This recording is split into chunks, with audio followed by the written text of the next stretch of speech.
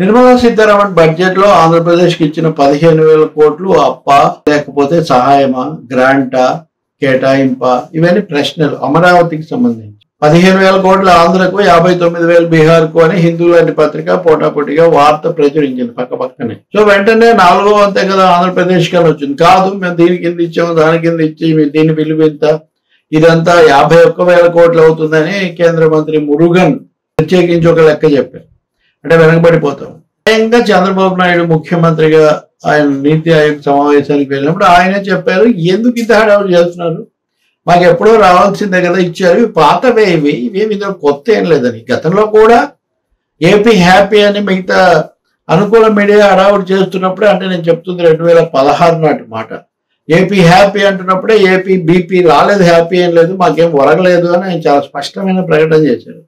అప్పుడు ఆయన పార్టీలో ఉన్న కేంద్ర సహాయ మంత్రి ఈయన సుజనా చౌదరి లాంటి వాళ్ళు కూడా బాబు గారు మరీ తొందరపడుతున్నారు, స్వీకరించట్లేదు ఈ పద్ధతిలో వాళ్ళు రియాక్ట్ అయ్యారు ఓపెన్ గా. కానీ జరిగింది అది. అప్పుడు ఇప్పుడు ఆయన అలాగే చెప్పాడు. చంద్రబాబు చెప్పడం సంగతి ఎందుకు? ఇంకోటి, బీహార్ 59,000 కోట్లు ఇచ్చిన తర్వాత కూడా ప్రత్యేక హోదా ఇవ్వకపోయినందుకు నేను ఇంకా అసంతృప్తిగా ఉన్నాను అన్నట్టుగా నితీష్ కుమార్ ప్రవర్తిస్తున్నాడు. ఆయన నీతి ఆయోగ్ కూడా రాలేదు, మరి చంద్రబాబు ఎందుకు ఇంత ఉత్సాహంగా స్పందిస్తున్నారని అది మనం మాట్లాడు. కానీ ఇప్పుడు చంద్రబాబు సంగతి అలా ఉంచి జీవీఎల్ నరసింహ మాది ఎంపీ ఆయన ఈరోజు స్పష్టంగా చెప్పారు, ఇది అప్పు 30 ఏళ్లలో తీర్చాలి. ఈ విషయం కొండ బద్దలు కూడా చెప్పాడు. అప్పు తీర్చాల్సిందే అని. అప్పు ఎందుకు, ఎలా తీర్చాలి, ఎవరు తీరుస్తారనే తర్వాత చూడాలి అని. అంటే ఇప్పటికి కూడా కేంద్రం నేను తీరుస్తానని చెప్పలేదు, జీవీఎల్ కూడా చెప్పలేదు, నిర్మలా సీతారామన్ కూడా చెప్పలేదు. ప్రపంచ బ్యాంక్ దగ్గర అప్పు అరేంజ్ చేసామో, అప్పులు అంటే తీర్చడం బాధ్యతలు ఉంటాయి, ఆంధ్రప్రదేశ్ పరిస్థితి సరిగ్గా లేదు కాబట్టి మేము ఏదో మాట్లాడాల్సి ఉంటుంది. వీటన్నిటిలో దాటవేత, వీటన్నిటిలో అస్పష్టత, వీటన్నిటిలో దాగుడు మూతలు స్పష్టంగా కనిపించాయి. ఇప్పుడు జీవీఎల్ నరసింహారావు కూడా చెప్పేశారు. మరి ఇప్పుడు అత్యుత్సాహంగా వరాల జల్లు అది ఇది పెట్టిన వాళ్ళు కొంచెం వెనక్కి తిరిగి చూసుకోవాలి కదా. కానీ జీవీఎల్ మాట్లాడిన దాన్ని రాష్ట్ర మంత్రి సత్యకుమార్ ఖండిస్తారు. ఏమని?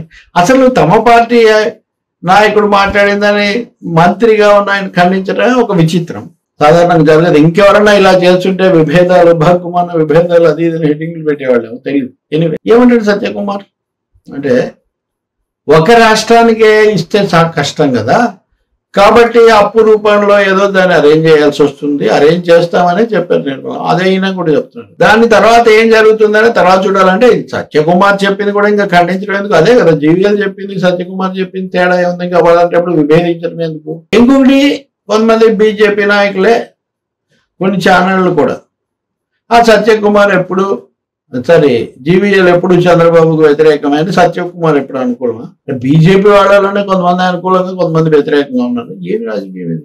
ఇంకా దేశం పట్ల కేంద్రం రాష్ట్రాలన్నింటినీ ఒకటిగా చూడటం లాంటివి ఉన్నప్పుడు ఇప్పటి వరకు మేము గుర్తించలేదు ఆంధ్రప్రదేశ్ పట్ల బాధ్యత, ఇప్పుడే గుర్తిస్తున్నాం అన్నట్టుగా మా బాధ్యత ఉంది కాబట్టి మేము చేస్తామని నిర్మలా సీతారామన్ చెప్తే, 30 ఏళ్ల తర్వాత కూడా అప్పుగా ఉంటుంది దాన్ని జీవీఎల్ చెప్తుంటే ఇంకా దీంట్లో ముంజెత్తి కంకరానికి అర్థమైంది. కానీ విషయం స్పష్టంగానే కనిపిస్తుంది కదా.